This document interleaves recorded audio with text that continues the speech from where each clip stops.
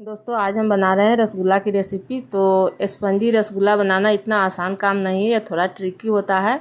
तो आज मैं बताऊंगी आप सबको सारे ट्रिक और टिप्स के साथ, जिससे कि आप सबको रसगुल्ला बनाना बिल्कुल ही आसान हो जाएगा। तो चलिए इसे शुरू करते हैं और देखते हैं इसे कैसे बनाते हैं। तो इसका पहला ट्रिक तो है कि हम दूध जब भी लेंगे तो काऊ का ही लेंगे, गाय का दूध लेंगे, क्योंकि अगर आपको स्पंजी रसगुल्ला खाना है तो गाय के दूध में ही बनाएं। वैसे आप भैंस के मिल्क से भी रसगुल्ला बना सकते हैं, लेकिन उतना स्पंजी रसगुल्ला नहीं बन पाएगा, क्योंकि भैंस का छेना जो होता है वो थोड़ा कड़ा होता है, जिस वजह से रसगुल्ला उतना स्पंजी नहीं बन पाता है। तो अब हम क्या करेंगे कि दूध को एक उबाल आने तक इसे उबाल लेंगे। अब ये एक उबाल आ गया है। अब क्या करेंगे, चूल्हे को ऑफ कर देंगे और फिर दूध को हम हल्का सा ठंडा होने देंगे। और जब तक हमारा दूध हल्का सा ठंडा हो रहा है तब तक इसे फाड़ने की तैयारी कर लेते हैं। तो अभी हम लेंगे ये 3 छोटा चम्मच विनीगर। आप सेम क्वांटिटी में लेमन जूस भी ले सकते हैं या फिर करी से भी इसे फाड़ सकते हैं। तो जितना हम विनीगर लिए हैं उससे थोड़ा सा ज़्यादा हम पानी लेंगे। जैसे 3 चम्मच हम विनीगर लिए हैं तो 4 चम्मच हम पानी लेंगे। इसे हम आधा कप के करीब कर लिए हैं, आधा से थोड़ा सा कम है।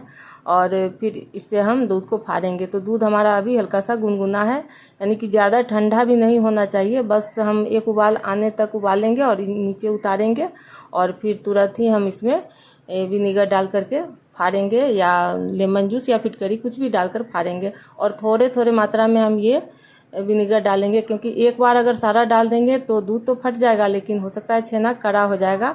तो हम थोड़े थोड़े डालकर ही इसे फाड़ेंगे और पूरा हमें सॉफ्ट छेना चाहिए। तो आप देख सकते हैं दूध फट गया है और ये छेना अलग है और पानी अलग है, और फिर इतना सा विनीगर बच भी गया है।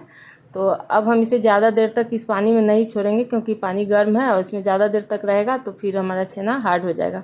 तो इसे हम एक छलनी पे एक कपड़ा रखेंगे, सूती कपड़ा, साफ सूती कपड़ा लेंगे और उसमें जो है सो सारे छेना को हम डाल लेंगे। और फिर इसे हम साफ़ पानी से साफ़ करेंगे, क्योंकि इसमें जो विनीगर का खटास है वो जाना चाहिए। तो इसके लिए हम इसमें पानी डाल कर अच्छी तरह से इसे साफ़ कर लेंगे। तो दोस्तों देखा आपने, पहला ट्रिक है काऊ का मिल्क लेंगे, दूसरा है कि हम उसे नीचे उतार कर फाड़ेंगे, चूल्हे से नीचे उतार कर। और तीसरा अब यहाँ है कि इसे क्या करेंगे, इसका सारा पानी हम निकाल देंगे, जितना हम निकाल सके दबा करके निकाल देंगे। और इस छेना को हम न लटकाएंगे या न ही किसी भारी चीज़ से इसे दबा कर रखेंगे, इससे भी छेना हार्ड हो सकता है। तो इसको हम क्या करेंगे, एक मोटे कपड़े में लपेट देंगे इस तरीके से और हम इसे रख देंगे। इससे क्या होगा कि जो मोटा कपड़ा है वो छेना का बाकी का पानी जो है सो एब्जॉर्ब कर लेगा। तो अब इसे एक तरफ रखती है। अब चलते हैं चाशनी बनाने के लिए। तो इसमें भी है टिप्स। तो यहाँ पे हम बर्तन लेंगे थोड़ा बड़ा सा, जिससे कि हमारा सारा रसगुल्ला उसमें अच्छी तरह से बने।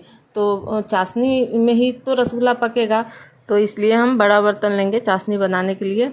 और 1 कटोरी हम चीनी लेंगे तो 5 कटोरी हम पानी डालेंगे, ठीक उसका 5 गुना। अब चाशनी को हम चढ़ा देंगे और चीनी को हल्का सा मिला लेंगे, जिससे कि चीनी जो है सो तली में लगे नहीं। अब चाशनी को हम बनने देते हैं और इधर देखते हैं छेना का क्या हाल है। तो ये पूरा सूख गया है।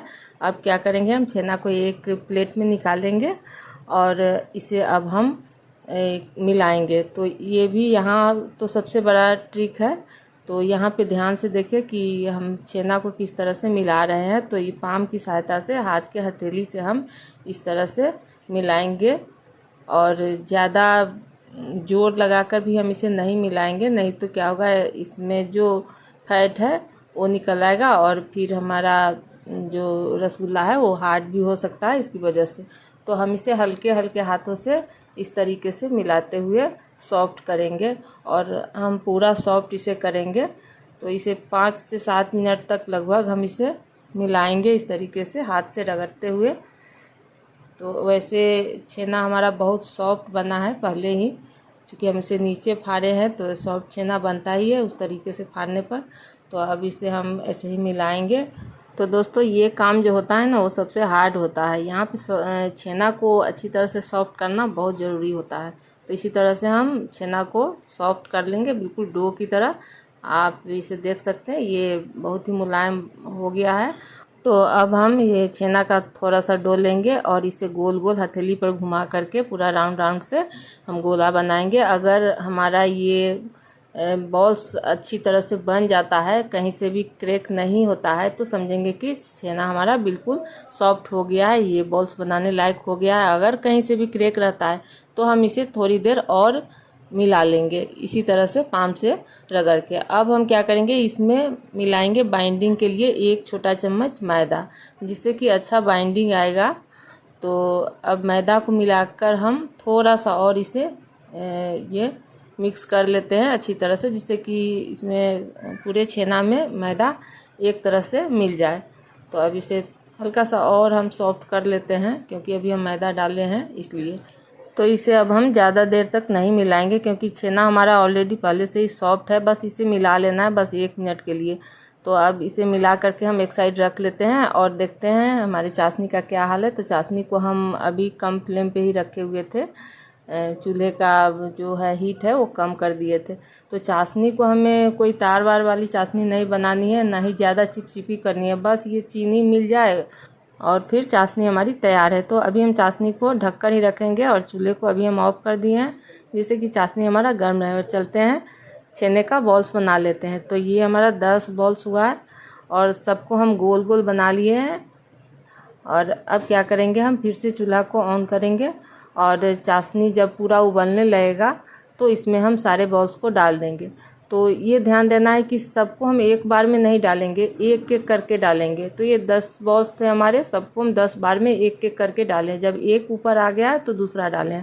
और जब इन बॉल्स को डालेंगे उस टाइम पूरा हीट होना चाहिए, हमारा चाशनी पूरा उबलता हुआ होना चाहिए, तभी हम इस बॉल्स को डालेंगे।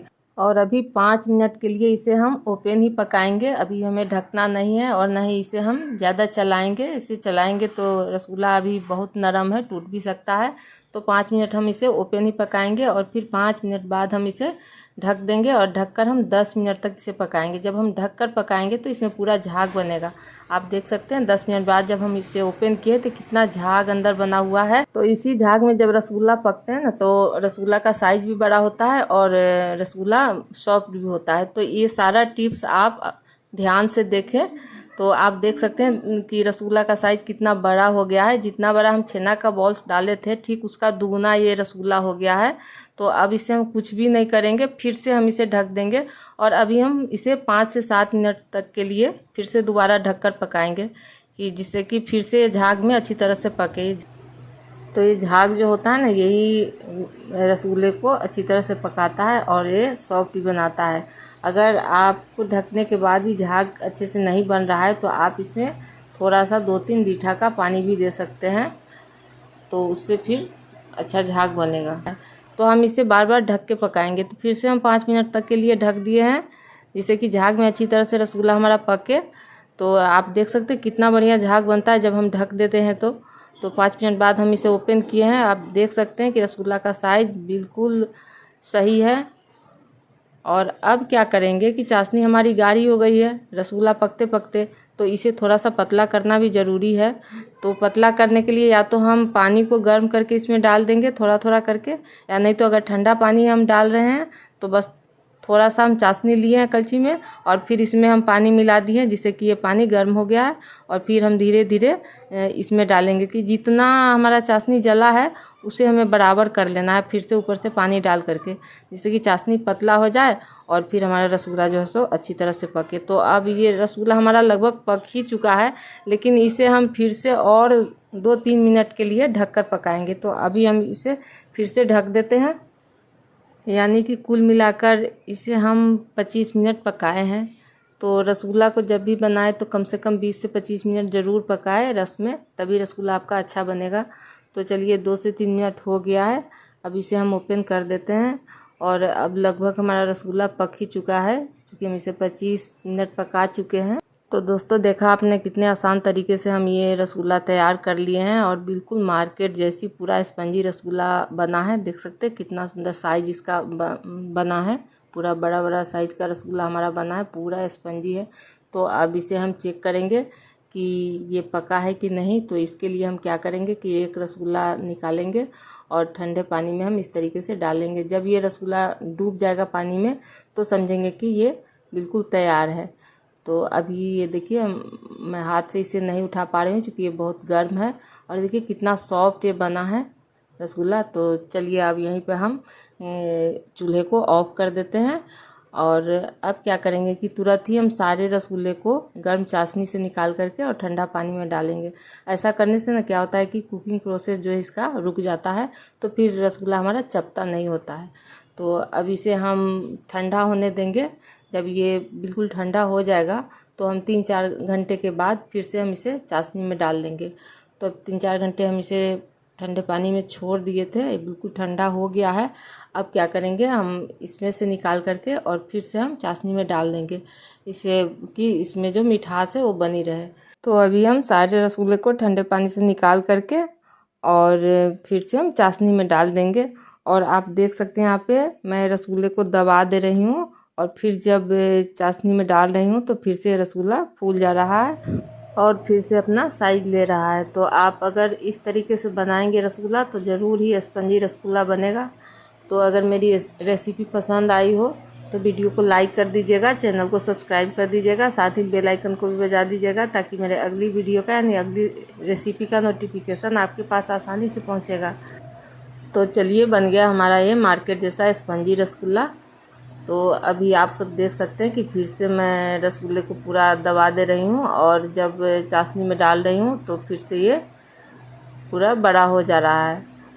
तो अब जब भी रसगुल्ला बनाएं तो इसी ट्रिक और टिप्स के साथ बनाएं।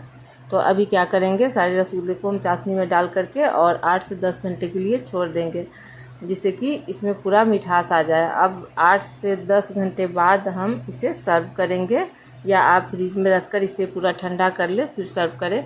तो देखिए कितना बढ़िया ये स्पंजी और सॉफ्ट रसगुल्ला है। तो चलिए यहाँ पे मैं एक रसगुल्ले को काट कर दिखाती हूँ।